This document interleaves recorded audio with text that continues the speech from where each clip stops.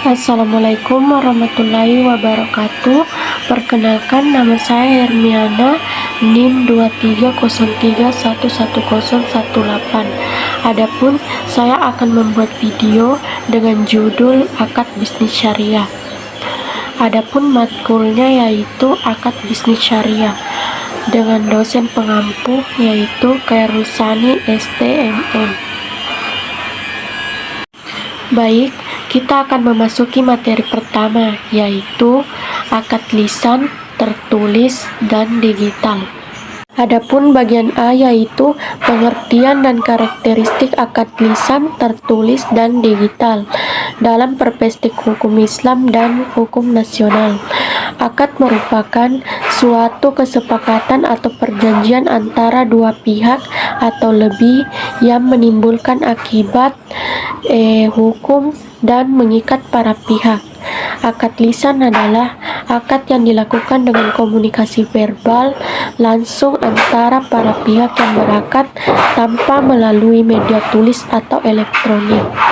Akad semacam ini banyak digunakan dalam transaksi tradisional dan masih mendapat pengakuan dalam hukum Islam dan hukum nasional, asalkan dapat dibuktikan ada ijab dan kabul sah. Akad tertulis adalah akad yang digunakan secara fisik dalam bentuk dokumen yang ditandatangani para pihak sebagai bukti adanya perjanjian. Dalam hukum Islam, akad tertulis dianggap secara akad lisan setara dengan akad lisan dalam hal kebahasaan dan kekuatan hukum, asalkan memenuhi rukun dan syarat akad. Adapun lanjutannya yaitu akad digital atau elektronik merupakan bentuk perkembangan terbaru dari akad yang menggunakan media teknologi informasi seperti internet dan aplikasi digital untuk menyepakati perjanjian. Secara ringkas, akad lisan, tertulis, dan digital memiliki persamaan yakni baru memenuhi rukun dan syarat akad agar sah menurut hukum Islam dan hukum nasional. Namun, perbedaan muncul pada media pelaksanaan dan kekuatan pembuktiannya. Akad lisan lebih sederhana dan cepat, tetapi resiko pembuktian rendah. Akad tertulis menjamin kepastian hukum lebih baik dengan dokumen fisik, sementara akad digital menawarkan kemudahan dan kecepatan dalam era teknologi dengan tantangan keamanan dan regulasi yang perlu diperhatikan. Penerapan ketiga akad ini mencerminkan adaptasi hukum Islam dan hukum nasional dalam menghadapi dinamika sosial dan kemajuan teknologi. Bagian B, format, aspek legalitas dan kekuatan pembuktian akad lisan, tertulis, dan digital di Indonesia dasar. Dalam sistem hukum Indonesia, akad atau perjanjian harus memenuhi syarat sah dan sesuai pasal 1320 Kitab Undang-Undang Hukum Perdata atau KUH Perdata, yang terdiri dari kesepakatan kedua belah pihak, kecakapan hukum para pihak, adanya objek tertentu, dan sebab yang halal. Akad lisan merupakan bentuk perjanjian yang dilakukan secara verbal tanpa dokumentasi tertulis. Dalam konteks hukum Indonesia, akad lisan sah selama memenuhi syarat sah perjanjian dan dapat dibuktikan melalui alat bukti lain seperti saksi atau rekaman suara. Meski demikian, akad lisan menghadapi kendala dalam pembuktian karena ketiadaan bukti tertulis resmi, sehingga berpotensi menimbulkan sengketa jika terjadi perselisihan. Adapun lanjutannya yaitu akad tertulis memiliki kedudukan hukum yang lebih kuat dibandingkan akad lisan karena adanya dokumen fisik yang memuat isi perjanjian dan tanda tangan para pihak. Dokumen tertulis menjadi bukti sah dalam proses pembuktian hukum dan memudahkan penyelesaian sengketa. Akad digital atau elektronik merupakan perkembangan terbaru dalam perjanjian yang memanfaatkan teknologi informasi.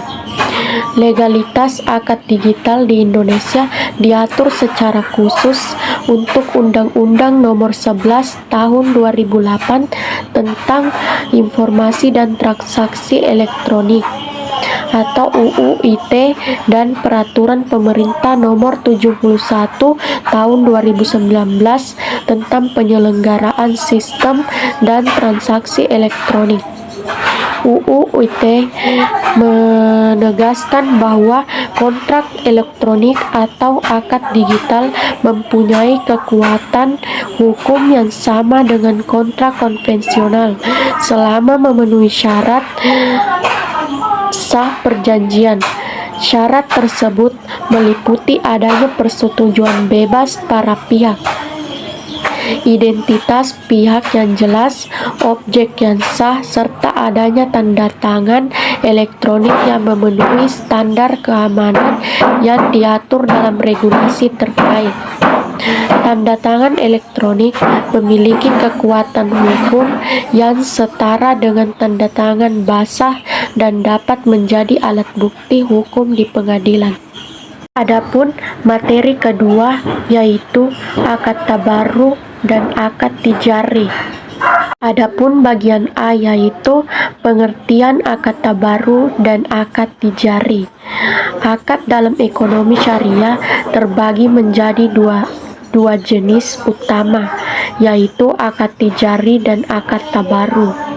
Akad tabarruk adalah akad perjanjian yang bertujuan murni untuk menolong sesama dan mengharap ridha serta pahala dari Allah Subhanahu wa Ta'ala.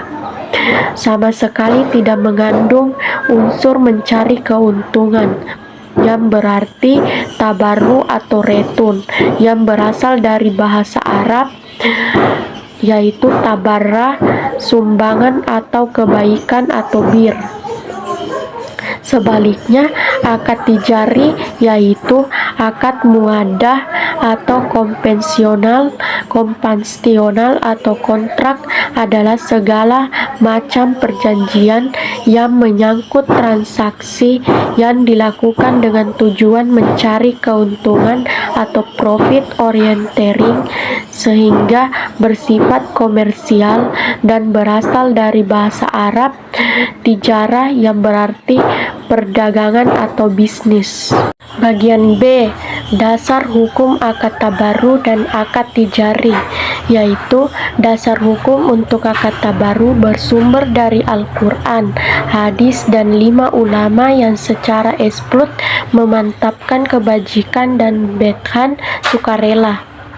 Dalam Al-Quran, landasan fundamentalnya adalah perastai, tolong menolong, dan kebajikan dan takwa atau surah Al-Maidah ayat 2 yang menjadi dasar bagi semua aktivitas tabarruk termasuk seuranal syariah atau takaful serta anjuran untuk pinjamannya yang baik atau cat hasan. Surah At-Takbun ayat 17. Selain itu, banyak hadis yang mendorong praktik tabarruk, termasuk hadis riwayat Muslim tentang keutamaan melepaskan kesulitan seorang muslim di dunia dan akhirat. Serta filosofis ini ulama menggunakan riwayat HR Muslim tentang penumpamaan persaudaraan kaum muslimin sebagai satu tubuh untuk menjelaskan kegiatan tolong menolong dan masyarakat Islam yang menjadi dasar teologi asuransi syariah. Adapun lanjutannya yaitu sementara itu dasar hukum untuk akad tijari membolehkan aktivitas bisnis yang adil dan transparan. Al-Quran menegaskan prinsip utama perdagangan, yaitu dilakukan atas dasar suka sama suka atau saing sangat ridha di antara kamu, atau surat An-Nisa ayat 29. Selain itu, landasan krusial lainnya adalah penegasan Allah yang menghalalkan jual beli dan mengharamkan riba. Surah Al-Baqarah ayat 275. Panduan dan praktis dalam perdagangan juga disampaikan melalui hadis Nabi SAW seperti perintah memberikan upah bekerja sebelum kering, V. Ibnu Majah, dan keutamaan perdagangan yang jujur dan terpercaya, atau HR Tirmidzi. Secara umum, ulama telah mencapai konsumen dan 5 mengenal disyariatkan bernagal bentuk akad jariah, mengingat prinsip dasar dalam muamalah adalah muban atau diperbolehkan kecuali ada dalam spesifik yang mengharamkannya. Bagian C. Jenis-jenis akad tabarru dan akad tijari. Jenis akad tabarru dapat dikelompokkan ke dalam 3 kategori utama atau peminjam luang loaning money, transaksi lasa lending yourself, dan pemberian living something. Kategori pinjaman lang mencakup card atau pinjaman wajib yang dikembalikan dalam jumlah sama, ran atau fladal atau menjadikan benda berharga sebagai jaminan hutang, hiwalah atau pengalihan kekuasaan atau hak utang, dan kabur hasan atau pinjaman kebajikan yang wajib dikembalikan dengan jumlah yang sama. Transaksi jasa melibatkan wakalah atau perwakilan. Wadian jasa penitipan. Transaksi jasa melibatkan wakalah perwakilan yang menjaga amanah, dan kafalat transaksi jasa serupa dan wakalah dengan syarat lamanya.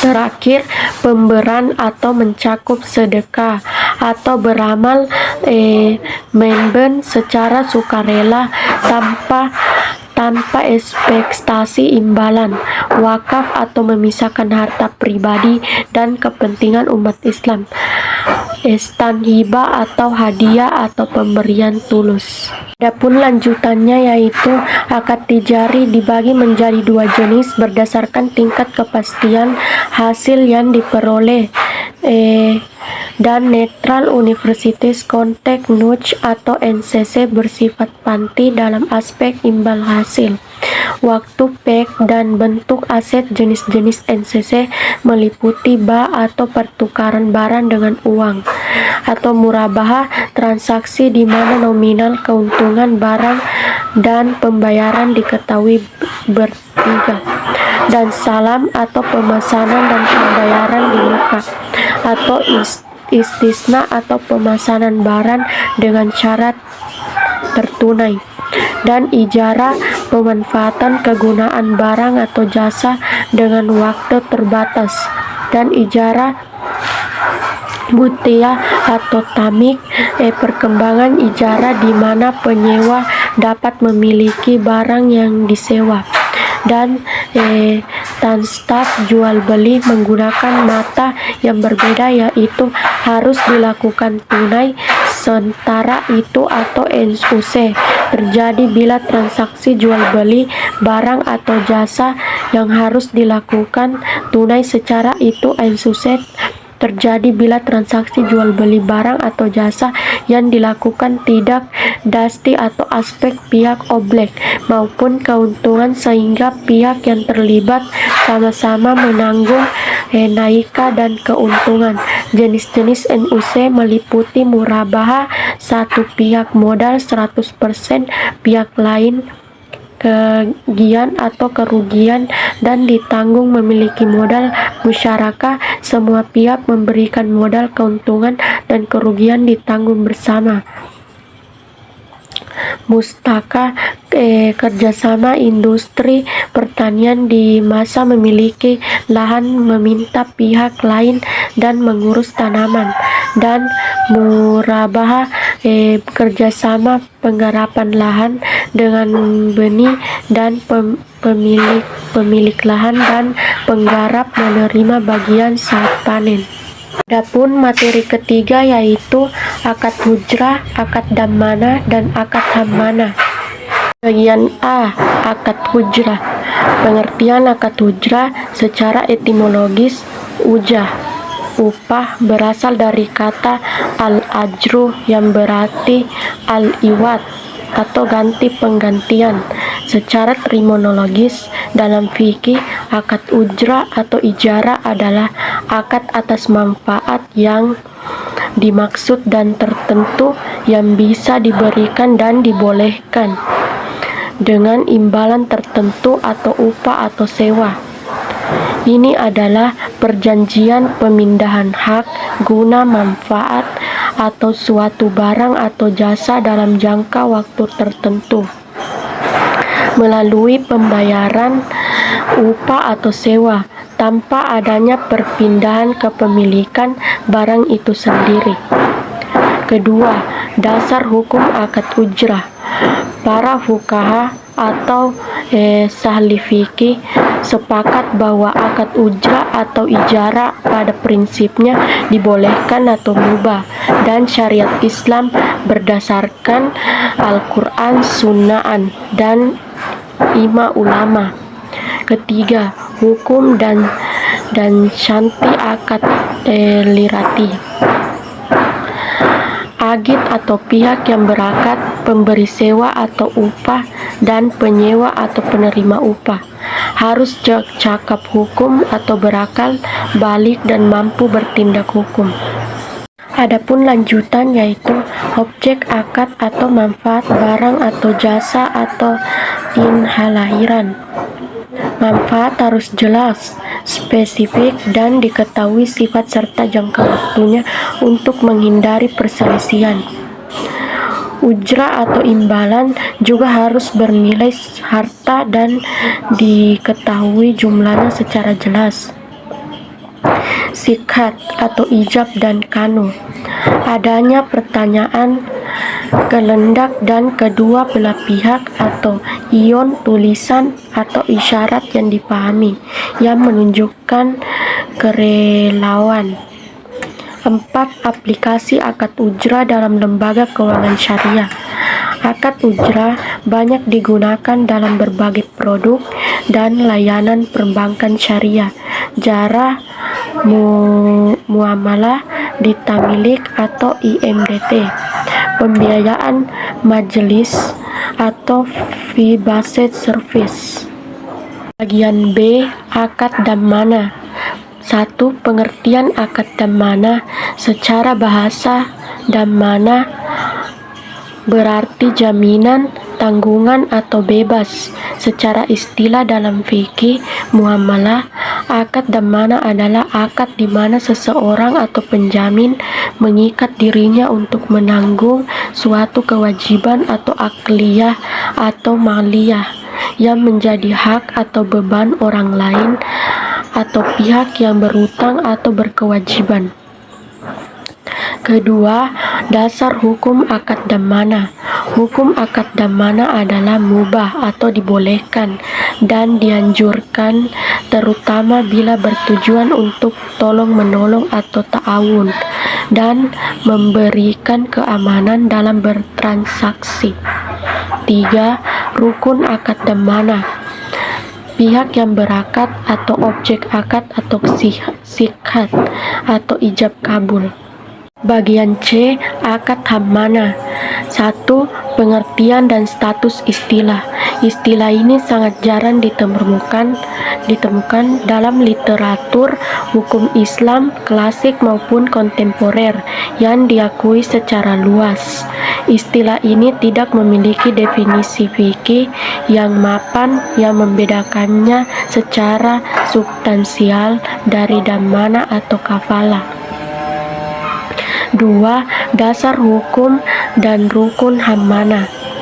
Karena hammana bukan terminologi fikih yang diakui, tidak ada dasar hukum spesifik dalam Al-Quran atau hadis yang merujuk pada nama akad ini secara eksplisit, dan tidak ada rukun khusus yang mendefinisikannya terpisah dari akad jaminan yang telah ada. Apabila ada pihak yang menggunakan istilah hammana dalam sebuah transaksi syariah, praktisi atau ulama akan mengembalikannya kepada substansi akad yang dimaksud. Jika substansinya adalah jaminan, maka hukum dan rukun yang berlaku adalah hukum dan rukun akad damana atau kafalah. Adapun materi ketiga yaitu akad bersyarat dan multiakad. Adapun bagian A yaitu pengertian akad bersyarat. Akad bersyarat adalah akad yang kebahasaan atau keberlakuan hukumnya digantungkan pada syarat tertentu yang disebutkan dalam akad tersebut. Syarat ini mengikat para pihak yang berakad atau akidan dan menjadi bagian integral dari perjanjian yang disepakati. Bagian B. Dasar hukum akad bersyarat. Secara umum, hukum Islam membolehkan adanya syarat dalam akad selama syarat tersebut tidak bertentangan dengan syariat atau prinsip-prinsip halal atau haram, tidak menghilangkan esensi akad, dan diketahui oleh kedua belah pihak. Prinsip dasarnya adalah, pada dasarnya semua syarat dalam muamalah adalah boleh, kecuali yang dilarang oleh syariat. Hal ini merujuk pada pemenuhan janji dalam Al-Quran, surah Al-Maidah ayat 1. Hai orang-orang yang beriman, penuhilah akad-akad itu, dan beberapa hadis Nabi SAW. Bagian C. Jenis dan hukum syarat. 1. Syarat yang sesuai dan tuntunan akad atau syarat muafiq li muqada'ah al-akad. 2. Syarat yang bermanfaat bagi salah satu pihak dan tidak bertentangan syariat atau syarat maslahat. 3. Syarat yang bertentangan dengan tuntunan akad atau syariat. Syarat munafi li muqtada al-akad. Bagian D. Pengertian multi-akad. Multi-akad adalah transaksi yang melibatkan penggabungan dua atau lebih akad tunggal yang berbeda dalam satu skema transaksi atau kontrak. Praktik ini banyak ditemukan dalam produk perbankan dan keuangan syariah kontemporer sebagai inovasi untuk memenuhi kebutuhan pasar yang kompleks. Bagian E. Dasar hukum dan batasan. Hukum asal muamalah adalah boleh, termasuk multi-akad, selama tidak melanggar batasan syariah. Ulama kontemporer memiliki pandangan yang beragam, namun umumnya sepakat bahwa multi-akad diperbolehkan dengan syarat-syarat tertentu, antara lain 1. Tidak mengandung unsur haram. 2. Transparansi dan kejelasan atau ketidakadaan gharar. 3. Tidak ada saling ketergantungan ilegal atau talaki as-safqatain. Bagian F. Pandangan dan fatwa DSN MUI tentang multi-akad. DSN MUI sebagai otoritas yang menetapkan fatwa untuk Lembaga Keuangan Syariah atau LKS di Indonesia, yang memandang multi akad sebagai sebuah keniscayaan dalam perkembangan produk keuangan modern. Prinsip dasar yang dipegang oleh DSN MUI adalah bahwa hukum asal muamalah adalah boleh atau mubah, kecuali ada dalil yang melarangnya. Inovasi multi akad diperbolehkan selama mematuhi batasan syariat. Adapun lanjutannya, pertama, aplikasi dalam fatwa DSN MUI. Banyak produk LKS di Indonesia didasari oleh fatwa yang secara implisit menggunakan skema multi akad antara lain. 1. Fatwa DSN MUI tentang ijarah muntahiyah atau bi'at tamlik atau IMBT, menggunakan akad sewa atau ijarah yang diakhiri dengan opsi pemindahan kepemilikan melalui jual beli atau bai atau hibah bersyarat. 2. Fatwa DSN MUI tentang pembiayaan multijasa, menggabungkan akad ijarah atau sewa jasa dan wakalah atau perwakilan. 3. Fatwa DSN MUI tentang musyarakah mustanakisah atau MEQ, menggabungkan akad syirkah atau kemitraan dan bai jual beli porsi bertahap. Adapun materi kelima yaitu pengertian akad. Adapun bagian A yaitu pengertian akad. Akad atau dalam bahasa Arab, akad yang berarti ikatan atau jaminan. Mengenai al-akad menurut bahasa mengandung arti memegang ikatan, maka akad adalah demonstrasi untuk mewujudkan apa yang diinginkan oleh kedua pelaku yang diakhiri dengan ijab dan kabul. Menurut para ulama hukum Islam, akad adalah ikatan atau kesepahaman, sedangkan para peneliti mazhab Syafi'iyah, Malikiyah, dan Hanabilah mencirikan akad sebagai kesepakatan atau komitmen. Menurut pengertian umum, akad merupakan hal yang harus dilaksanakan melalui perikanan atau perjanjian dari dua pihak atau lebih dengan metode proses ijab dan kabul yang berdasarkan pada ketentuan hukum Islam. Dalam istilah fikih, akad adalah kesepakatan antara dua pihak atau lebih yang menimbulkan akibat hukum dan mengikat. Sesuai dengan ketentuan syariat Islam dalam konteks bisnis dan ekonomi syariah, akad menjadi dasar bagi seluruh aktivitas transaksi seperti jual beli, sewa, pembiayaan, kerjasama modal, dan layanan keuangan modern seperti vintage dan perbankan syariah. Artinya, setiap transaksi dalam Islam harus akad yang jelas, sah, dan tidak bertentangan dengan syariat.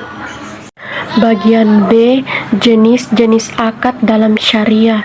Secara umum, akad dapat dikelompokkan menjadi beberapa jenis besar, yaitu akad tabarru atau kemanfaatan tanpa imbalan, akad yang bertujuan sosial bukan mencari keuntungan, misalnya qard atau pinjaman tanpa imbalan, hibah, wakaf, wadiah atau titipan, akad tijarah atau komersial untuk profit, digunakan untuk transaksi bisnis yang mencari keuntungan, misalnya murabahah, jual beli dengan margin, ijarah atau sewa, salam, istisna bagi hasil musyarakah atau kerjasama modal.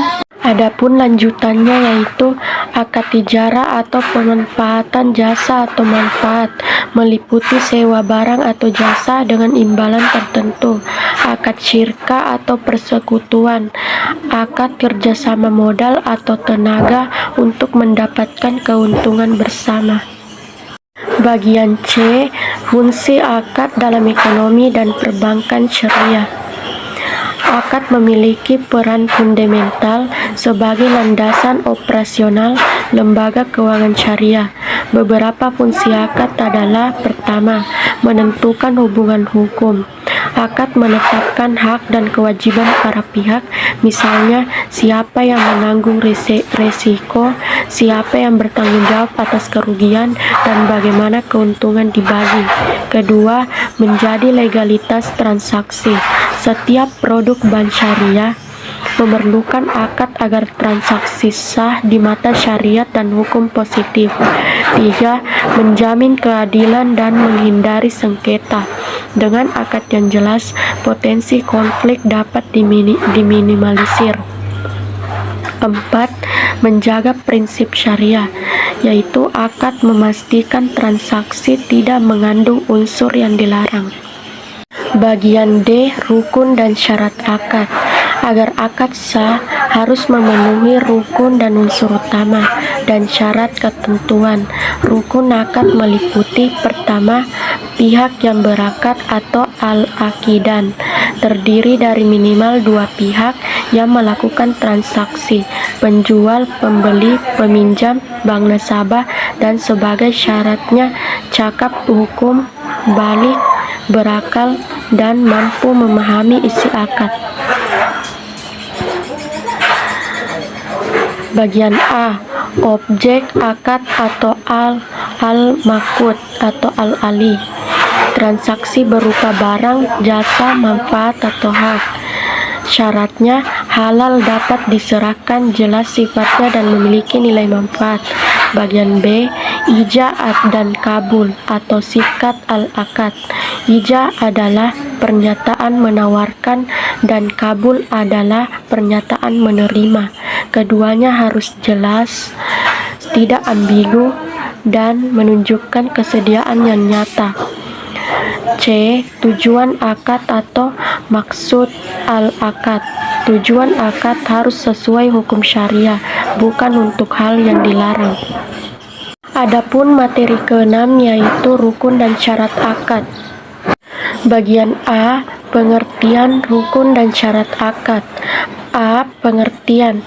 Akad secara bahasa berasal dari bahasa Arab atau al-aqdu, yang berarti ikatan, perikatan, atau perjanjian secara istilah atau fikih. Kesepakatan antara 2 pihak atau lebih yang diucapkan melalui ijab dan penawaran dan kabul atau penerimaan yang menimbulkan akibat hukum berupa hak dan kewajiban. Rukun, unsur-unsur esensial atau pokok yang membentuk sesuatu. Tanpa rukun, akad tidak akan ada atau tidak sempurna. Syarat ketentuan yang harus dipenuhi agar rukun-rukun tersebut berfungsi dengan benar dan akad menjadi sah. Syarat tidak menjamin terwujudnya akad, tapi menentukan kebahasaannya. Bagian B. Rukun dalam akad. Menurut ahli-ahli hukum Islam atau kontemporer, rukun yang membentuk akad ada 4, yaitu para pihak yang membuat akad atau al-aqidan, pernyataan kehendak para pihak atau sikat akad, objek akad melalui akad, dan tujuan akad muadu akad. Handi Suhendi mengatakan bahwa rukun akad adalah aqidan ialah orang yang berakad, maqud ialah benda-benda yang dihalalkan, dan madhud atau al-akad tujuan atau maksud pokok mengadakan akad. Sikat atau al-akad, ijab dan kabul. Ijab adalah permulaan yang keluar dari salah seorang yang berakad sebagai gambaran kehendaknya dalam mengadakan akad. Sedangkan kabul istilah perkataan yang keluar dari berakad pula yang diucapkan setelah adanya ijab.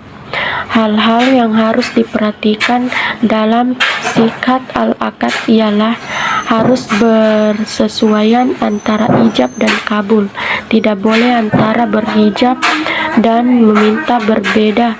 Sikat akad harus jelas pengertiannya. Kata-kata dan ijab kabul harus jelas dan tidak memiliki banyak pengertiannya. Menggambarkan kesungguhan kemauan dari pihak-pihak yang bersangkutan, tidak terpaksa dan tidak karena diancam atau karena ditakut-takuti oleh orang lain, karena dalam tijarah harus saling ridha. Bagian C. Syarat dalam akad. Syarat secara bahasa berarti tanda yang dapat membedakan diri yang lain dalam konteks kontrak. Para fuqaha mengartikan syarat dengan semua hal yang mengikuti yang lain, baik ada maupun tidak di luar isi pokoknya. Syamsul Anwar menyebutkan bahwa syarat dalam akad adalah sebagai berikut.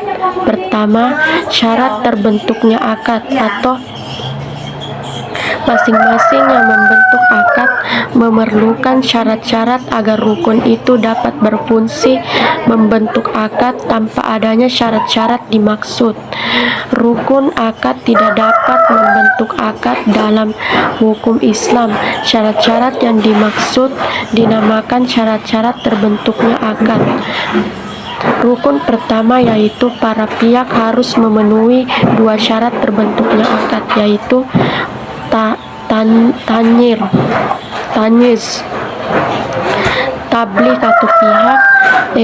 Rukun yang kedua yaitu menyatakan kehendak harus memenuhi dua syarat, yaitu adanya persesuaian ijab dan kabul, dengan kata lain tercapainya kata sepakat, kesatuan majelis akad. Rukun ketiga yaitu objek akad harus memenuhi tiga syarat, yaitu objek itu dapat diserahkan, objek akad dapat ditransaksikan, artinya berupa benda bernilai dan dimiliki, atau mutakawin dan mamluk. Objek akad tertentu dan akad dapat ditentukan. Adapun lanjutannya yaitu karim, yang menyebutkan syarat pada objek akad adalah sebagai berikut. Barang yang masyhur atau legal. Objek akad bisa diseterimakan waktu akad. Objek akad jelas diketahui oleh para pihak akad. Objek akad harus ada pada waktu akad. Rukun keempat yaitu tujuan akad dengan satu syarat. Syaratnya yaitu tujuan akad tidak bertentangan dengan syarat. 2. Syarat-syarat kebahasaan akad atau syurut al-sihah. Secara keseluruhan ada 4 sebab yang menjadikan fasid suatu akad meskipun telah memenuhi rukun dan syarat terbentuknya, yaitu penyerahan yang menimbulkan kerugian, gharar, syarat fasid, dan riba. Adapun lanjutannya yaitu 3 syarat berlakunya akibat hukum atau syuruh an-nafs. Akibat hukumnya akad yang sudah sah itu harus memenuhi dan syarat akibat hukum, yaitu pertama, adanya kewenangan sempurna atau atas objek akad. 2. Adanya kewenangan atas tindakan hukum yang dilakukan. 4. Syarat mengikatnya akad. Pada syaratnya akad yang sah telah memenuhi rukunnya, serta syarat terbentuknya, syarat kebahasaannya, dan syarat berlakunya akibat hukum, yang karena itu akad tersebut sah dan dapat dilaksanakan. Akibat hukumnya adalah mengikat para pihak, dan tidak boleh dari salah satu pihak menarik kembali persetujuannya secara sepihak tanpa kesepakatan pihak lain. Bagian D. Dasar hukum akad. Dasar hukum tentang akad dijelaskan dalam Al-Quran sebagaimana Allah Subhanahu wa Ta'ala berfirman dalam Al-Quran surah Al-Maidah ayat 5-1, Al-Quran Al-Isra ayat 17-34, Al-Quran adalah sumber fikih yang pertama dan paling utama. Yang dimaksud dengan Al-Quran adalah kalam Allah yang diturunkan kepada Nabi Muhammad SAW, tertulis dan mushaf berbahasa Arab yang sampai kepada kita dengan jalan mutawatir, dan membacanya mengandung nilai ibadah, dimulai dengan surah Al-Fatihah, diakhiri dengan surah An-Nas ayat 22. Salah satu ayat dalam Al-Quran yang membahas tentang kegiatan muamalah dan hal akad adalah Quran surah Al-Maidah ayat 5 dan Quran surah Al-Isra ayat 7-34. Adapun materi ketujuh yaitu konsep dasar akad bisnis syariah, penerapan jenis-jenis akad dan akad hawalah. Bagian A. Pengantar akad bisnis syariah. 1. Pengertian akad dalam perspektif syariah. Secara bahasa, akad berarti ikatan, kesepakatan atau perikatan. Dalam istilah fikih, akad adalah kesepakatan antara dua pihak atau lebih yang menimbulkan akibat hukum dan mengikat sesuai dengan ketentuan syariat Islam. Dalam konteks bisnis dan ekonomi syariah, akad menjadi dasar bagi seluruh aktivitas transaksi seperti jual beli, sewa, pembiayaan, kerjasama modal, dan layanan keuangan modern seperti vintage atau perbankan syariah. Artinya, setiap transaksi dalam Islam harus dimulai dengan akad yang jelas, sah, dan tidak bertentangan dengan syariat. Adapun lanjutannya yaitu tujuan dibentuknya akad dalam bisnis syariah. Akad dalam syariah tidak hanya bertujuan komersial, tetapi juga memiliki nilai ibadah dari moral. Tujuan utama akad bisnis syariah meliputi 1. Menjaga keadilan bagi semua pihak. 2. Menghindari praktik yang dilarang. 3. Menjamin kepastian hukumda. 4. Memperbaiki hubungan sosial dan ekonomi. 3. Landasan syariah dalam pelaksanaan akad. Konsep akad tidak hanya lahir dari aktivitas ekonomi masyarakat, tapi juga memiliki dasar yang kuat dalam Al-Quran dan hadis. Dasar pertama, dasar Al-Quran. Salah satu ayat paling penting terkait akad adalah, wahai orang-orang yang beriman, penuhilah akad-akad perjanjian. Quran surah Al-Maidah ayat 1. Dasar Hudi Sallallahu Wasallam bersabda, kaum muslimin terikat dengan syarat-syarat yang mereka buat. HR Abu Daud. Bagian B. Jenis-jenis akad dalam bisnis syariah. Dalam hukum ekonomi syariah, akad menjadi dasar dari setiap transaksi. Karena itu, ulama membagi akad menjadi beberapa jenis berdasarkan tujuan, sifat, dan mekanisme transaksinya. Pembagian ini bertujuan agar setiap aktivitas ekonomi tidak hanya memenuhi kebutuhan bisnis, tetapi juga sesuai dengan prinsip keadilan, transparansi, dan larangan riba, gharar, serta maisir. Secara umum, akad dalam bisnis syariah dikelompokkan menjadi 5 kategori besar, yaitu pertama, akad tabarru, akad tijarah, akad syirkah, akad pertukaran, dan akad pelengkap. Bagian C. Akad wakalah. Akad wakalah adalah salah satu bentuk akad dalam hukum muamalah Islam yang berlandaskan prinsip perwakilan. Dalam akad ini, seseorang yang disebut muwakil memberikan kuasa atau mandat kepada pihak lain yang disebut wakil untuk melakukan suatu tindakan atau urusan tertentu atas. Wakalah muncul sebagai solusi untuk memenuhi kebutuhan manusia yang tidak selalu mampu menjalankan seluruh kepentingannya sendiri, baik karena keterbatasan kemampuan, waktu, pengetahuan, maupun alasan praktis lainnya.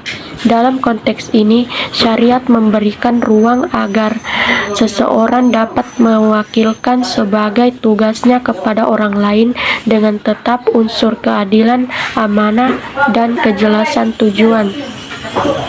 Secara keseluruhan, akad wakalah merupakan konsep yang mempermudah aktivitas manusia dengan memberikan ruang bagi delegasi atau pendelegasian kuasa secara amanah dan teratur. Keberadaannya menunjukkan fleksibilitas hukum Islam dalam menghadapi kebutuhan masyarakat, baik tradisional, modern, sekaligus memastikan bahwa setiap transaksi tetap berada dalam koridor keadilan dan kejelasan hukum. Dengan memahami prinsip-prinsip wakalah, pelaku bisnis dan masyarakat dapat menjalankan kegiatan ekonomi dengan lebih efektif, teratur, dan sesuai syarat. Adapun lanjutan yaitu pertama, rukun dan syarat wakalah. A. Pihak yang memberikan kuasa atau mewakil harus berakal dan balik. Pemilik sah dari objek yang dikuasakan memiliki kewenangan penuh atas urusan yang diluruskan. B. Pihak yang menerima kuasa atau wakil memiliki kecepatan amanah bertindak, amanah, dan mampu menjalankan tugas yang diberikan. C. Objek wakalah, urusan yang dibolehkan oleh syariat, bersifat jelas dan dapat dikerjakan. Pernyataan sangat jelas, baik lisan, tulisan, dan tidaknya yang dipahami sebagai persetujuan, diajak, dan kabul.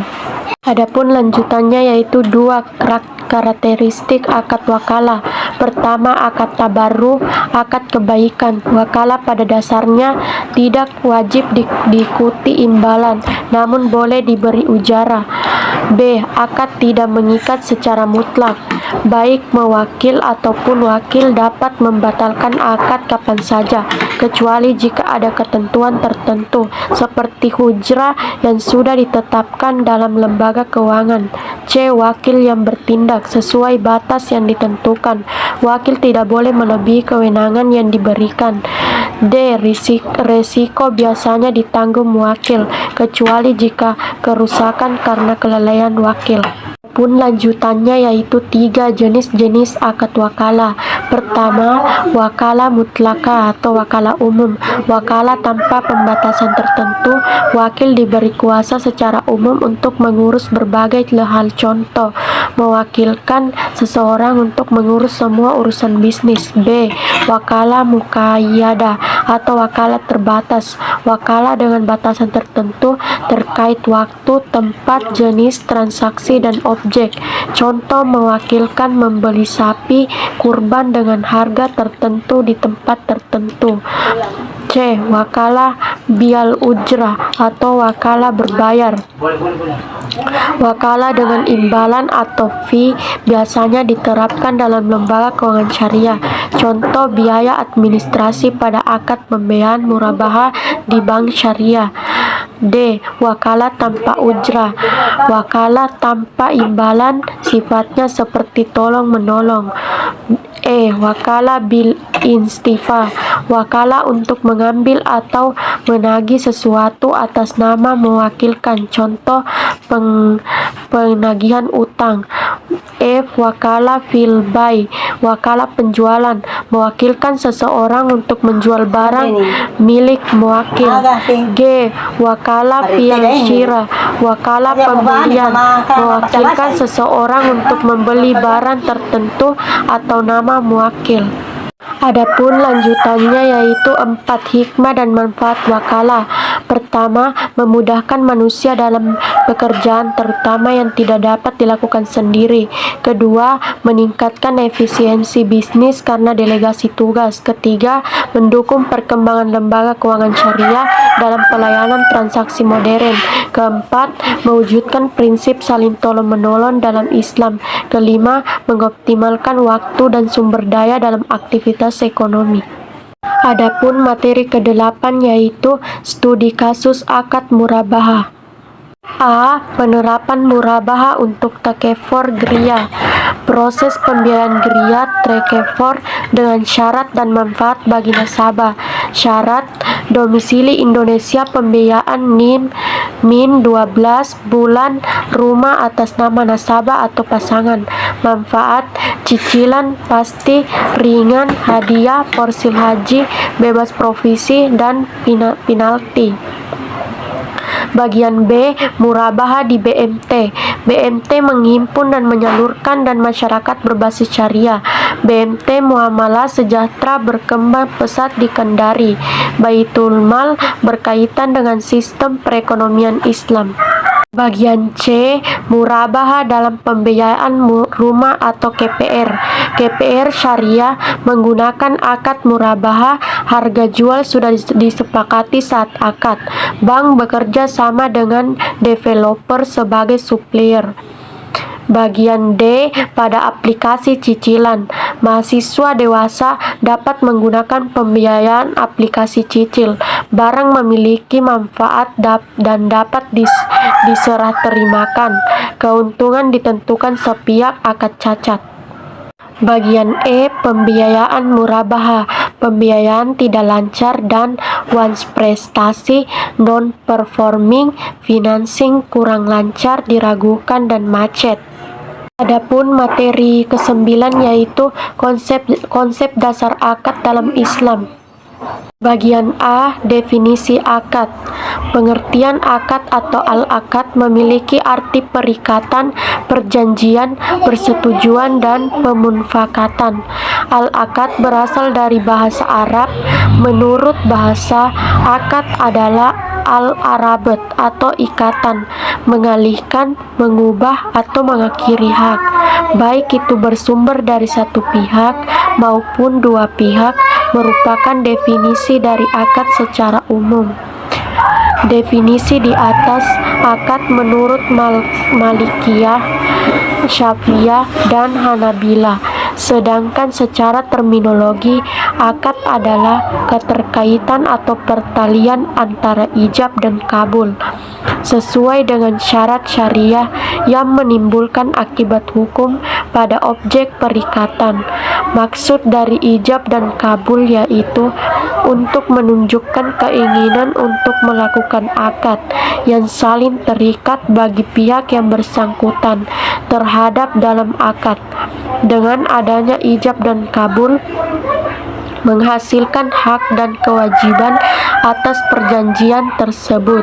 Ijab adalah pernyataan pihak pertama mengenai isi perjanjian yang diinginkan, sedangkan kabul adalah pernyataan pihak kedua untuk menyetujui adanya perjanjian tersebut. Bagian B, dasar hukum akad, yaitu Al-Quran, hadis, fatwa Dewan Syariah atau DSN, peraturan undang-undang. Bagian C, rukun dan syarat akad. Di dalam akad terdapat rukun dan syarat akad. Tujuannya adalah agar akad yang dilaksanakan berjalan sesuai dengan syariat yang ada dalam Islam. Pertama, macam-macam rukun akad adalah sebagai berikut: akid, makut, maudu atau al-akid. 2. Cara melangsungkan akad adalah sebagai al-akid berikut: melalui tulisan isyarat dialah. 3. Syarat akad. Syarat adalah perkara yang dijadikan landasan atas wujudnya sesuatu dan bukan merupakan bagian intern atas hakikat sesuatu itu. Tujuan adanya syarat-syarat ini adalah untuk mencegah terjadinya pertentangan dan perselisihan di antara pihak yang bertransaksi, menjaga hak dan kemaslahatan kedua belah pihak, serta menghilangkan segala bentuk ketidakpastian dan resiko. Bagian D, prinsip akad. Akad adalah aturan-aturan yang harus ada dalam suatu transaksi. Keberadaan prinsip bertujuan untuk menjaga kemaslahatan dari setiap akad yang dilakukan. Hukum Islam membagi prinsip-prinsip akad sebagai berikut. Pertama, prinsip keadilan. Keadilan merupakan nilai yang menjadi pedoman dasar dalam setiap melakukan akad. Hal ini berarti setiap transaksi yang dilakukan tidak boleh menyimpang dari syariat Islam, seperti melakukan penipuan, pemaksaan, dan juga melakukan kecurangan. Kedua, prinsip persamaan. Prinsip al-musawah merupakan konsep persamaan yang berarti dalam melaksanakan suatu akad, kita tidak boleh membeda-bedakan dengan siapa akad akan dilakukan. Setiap orang dapat melakukan akad asalkan sesuai dengan syariat Islam. 3. Prinsip kerelaan. Prinsip kerelaan merupakan salah satu acuan dasar dalam melaksanakan akad. Dengan adanya konsep kerelaan, berarti Islam mengenal azas transparansi karena para pihak posisi yang sama dalam memahami objek akad. 4. Prinsip kemaslahatan. Prinsip kemaslahatan berarti semua aktivitas ekonomi syariah memiliki maslahat di kehidupan. Hal ini berarti seluruh aktivitas ekonomi yang dilakukan tidak boleh memiliki unsur kerugian. Adapun materi ke-10 yaitu prinsip keadilan dan prinsip transparansi. Bagian A. Prinsip keadilan. Dalam filsafat umum dan teori politik, keadilan merupakan salah satu nilai dasar yang menyangkut bagaimana sumber daya, hak, kewajiban, dan hukuman didistribusikan dalam masyarakat. Keadilan menjadi fondasi struktur sosial. Jika keadilan tidak ditegakkan, tatanan masyarakat akan rentan konflik dan ketidakpuasan. Salah satu pembagian penting dalam keadilan klasik adalah antara keadilan distributif dan keadilan korektif. Aristoteles menyoroti bahwa keadilan distributif mengatur pembagian sumber daya antara anggota masyarakat menurut proporsi tertentu, sementara keadilan korektif berurusan dengan pemulihan ketika seseorang dirugikan. Adapun lanjutan yaitu dari sudut pandang modern, John Rawls menjadi tokoh sentral dalam pembahasan keadilan sebagai keadilan sosial. Dalam A Theory of Justice, Rawls merumuskan keadilan sebagai fairness, keadilan sebagai kesetaraan wajar, menggunakan konsep posisi asal, original possession, dan selubung ketidaktahuan atau veil of ignorance, agar prinsip keadilan dipilih tanpa bias. Rawls menyajikan dua prinsip dasar keadilan. Pertama, setiap orang memiliki hak yang sama atas kebebasan dasar. Kedua, ketidaksetaraan sosial dan ekonomi hanya dibenarkan jika mereka memberi manfaat pada anggota paling tidak beruntung dan posisi sosial dijamin dengan kesempatan yang adil. Bagian B. Prinsip transparansi. Transparansi adalah prinsip aslan yang memastikan bahwa setiap individu atau kelompok di masyarakat dapat memperoleh informasi tentang penyelenggaraan pemerintahan atau organisasi publik dengan leluasa. Prinsip ini menjamin akses terhadap data mengenai kebijakan, proses pembuatan kebijakan, pelaksanaannya, serta hasil yang dicapai. Dalam tata pemerintahan yang baik, transparansi menjadi salah satu pilar utama. Menurut banyak pakar administrasi publik, tanpa transparansi, elemen-elemen lain seperti akuntabilitas dan partisipasi publik sulit berjalan dengan efektif. Adapun lanjutannya yaitu manfaat transparansi sangat luas.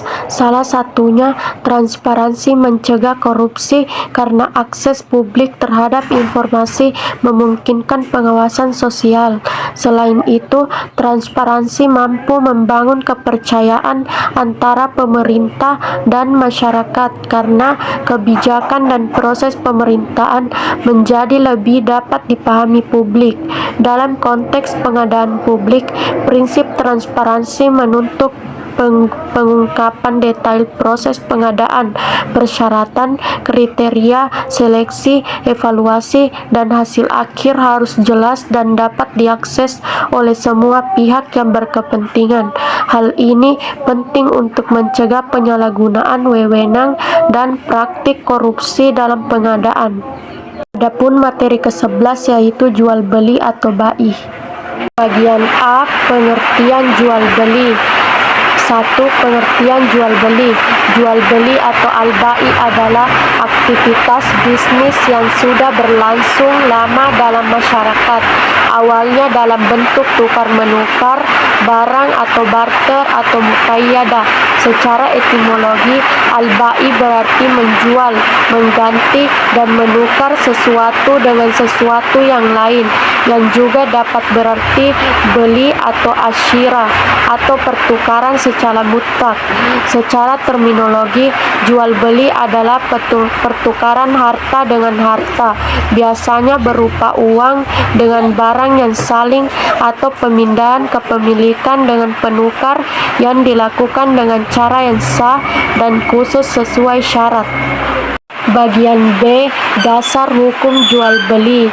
Hukum jual beli dalam Islam adalah halal dan diatur oleh Al-Quran, hadis, dan ijma. Dalam Al-Quran, Allah Subhanahu wa Ta'ala telah menghalalkan jual beli sebagaimana tercantum dalam surah Al-Baqarah ayat 275. Menurut hadis riwayat Al-Bazar, jual beli yang mabrur, terhindar dari penipuan, adalah salah satu mata pencaharian terbaik. Selain itu, terdapat ijma atau kesepakatan umat bahwa jual beli sudah berlaku dan dibenarkan sejak zaman Rasulullah hingga kini. Hukum asalnya adalah boleh, namun bisa berubah menjadi wajib, makruh, atau haram dalam situasi tertentu selama rukun dan syaratnya terpenuhi. Bagian C, rukun jual beli. Rukun jual beli merupakan hal yang sangat penting karena tanpa rukun jual beli tersebut tidak sah. Menurut ulama Hanafiyah, rukun jual beli hanya satu, yaitu ijab, ungkapan penjual, dan kabul, ungkapan pembeli, yang menjadi indikator kerelaan antara kedua belah pihak. Sementara itu, jumhur ulama berpendapat bahwa rukun jual beli ada empat, yaitu pihak-pihak yang berakad, adanya sikat akad, makut alai, dan samaan. Bagian D yaitu syarat. Syarat jual beli untuk melengkapi rukun dan menjadikan transaksi sah diperlukan beberapa syarat yang perlu dipenuhi oleh penjual dan pembeli. Syarat-syarat tersebut meliputi kerelaan ridha antara kedua belah pihak. Penjual dan pembeli harus sudah dewasa, berakal sehat, dan cakap, serta harus terjadi akad atau kesepakatan jual beli. Selain itu, barang atau jasa yang dijual harus memiliki wujud yang jelas, bukan barang haram, dan harganya harus tertera dengan jelas dan dapat. Bagian E, akad. Akad jual beli dalam Islam. Akad adalah kesepakatan antara penjual dan pembeli yang menjadi hal untuk melengkapi rukun jual beli. Beberapa akad jual beli yang diatur dalam Islam meliputi kafalah, memastikan jaminan, istisna yang memastikan transaksi dan pembayaran disepakati pembeli, murabahah, kesepakatan harga jual dan keuntungan, ijarah, mengatur pengalihan hak milik barang atau jasa, wakalah, mengikat penjual dan pembeli, dan salam, ketentuan saat pemesanan. Bagian F, larangan. Larangan jual beli dalam Islam. Meskipun pada dasarnya transaksi dianggap sah jika mengikuti rukun dan syarat, ada beberapa yang dilarang. Larangan terhadap objek jual beli. Jual beli barang haram seperti daging babi, darah, bangkai, jual beli anak binatang yang masih dalam perut induknya, jual beli barang yang bukan sepenuhnya hak pemilik penjual, jual beli barang yang tidak pasti, jual beli sperma hewan, beli tanaman yang belum pasti bisa dipanen. Adapun materi ke-12 yaitu analisis resiko dan kepatuhan syariah. Bagian A. Analisis resiko dalam lembaga keuangan syariah atau LKS. Analisis resiko dalam LKS adalah proses identifikasi, pengukuran, pemantauan, dan resiko yang timbul dari seluruh kegiatan usaha bank syariah. Tujuannya adalah memastikan stabilitas keuangan, melindungi dana nasabah, dan mencapai tujuan bisnis secara berkelanjutan. Bagian B.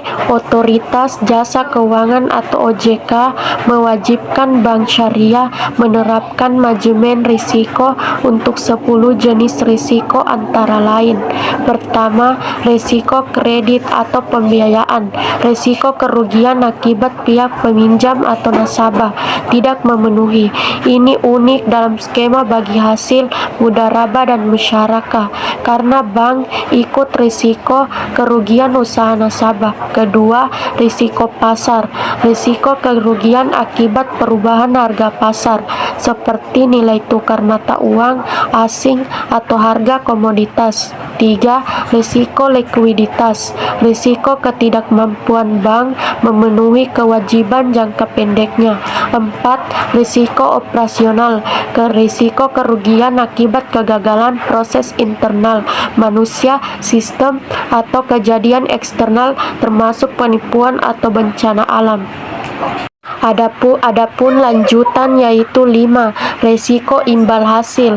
Resiko yang timbul akibat perubahan tingkat imbal hasil di pasar yang dapat mempengaruhi profitabilitas bank dan keinginan untuk tetap menyimpan dana investasinya.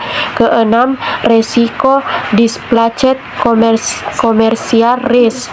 Resiko di mana LKS terpaksa menanggung kerugian lebih besar atau memberikan imbal hasil di atas kemampuan aktualnya untuk mencegah penarikan dan besar-besaran oleh nasabah. Baik, mungkin itu saja hasil persentase dari saya. Saya akhiri, billahi visibil haq fastabiqul khairat. Assalamualaikum warahmatullahi wabarakatuh.